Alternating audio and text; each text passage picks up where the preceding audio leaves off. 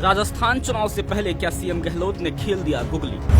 गहलोत के गुगली का कितने सीटों पर होगा असर? क्या गहलोत के घोषणा से बीजेपी के वोट बैंक में लगेगी सेंध?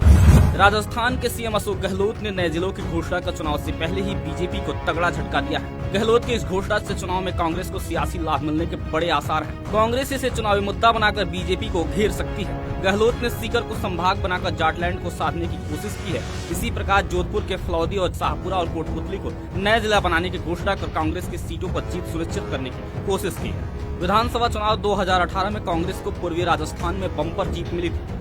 गहलोत ने गंगापुर सिटी और अलवर के खैरथल को जिला बनाकर चुनावी दांव खेल दिया है। भिवाड़ी को जिला नहीं बनाने की घोषणा कर गहलोत ने सभी को चौंकाया भी है। राजनीतिक विश्लेषकों का कहना है कि नए जिलों की घोषणा से सत्ता विरोधी लहर कम होगी। हालांकि विभिन्न धड़ों में बटे बीजेपी नेता सत्ता विरोधी लहर पैदा करने में पूरी तरह से असफल रहे हैं। राजनीतिक विश्लेषकों का यह भी मानना है कि गहलोत की घोषणा का चुनाव में फायदा मिलना तय माना जा रहा है। गहलोत के द्वारा 19 नए जिलों की घोषणा का असर सीधे तौर पर 60 सीटों पर पड़ेगा। पूर्वी और मारवाड़ की सीटों पर कांग्रेस को फायदा मिल सकता है। जानकारों का कहना है कि गहलोत ने घोषणा कर बीजेपी को बैकफुट पर ला दिया है। विभिन्न गुटों में बटे बीजेपी के नेता गहलोत की गुगली में फंसते हुए दिखाई दे रहे हैं। गहलोत की घोषणा से प्रदेश के जिलों की संख्या 50 हो गई है, जबकि संभाग 10 हो गए हैं। पहले 33 जिले थे और 7 संभाग।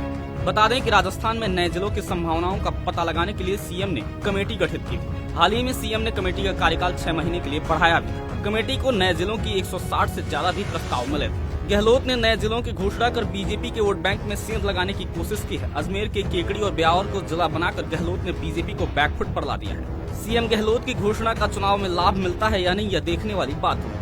फिलहाल गहलोत ने चुनाव से पहले ही बीजेपी पर रणनीतिक बढ़त हासिल की है। सीएम गहलोत ने विधानसभा में बजट बहस का जवाब देते हुए कहा कि प्रदेश में 6000 से ज्यादा मदरसा पैरा टीचर्स की भर्ती की जाएगी।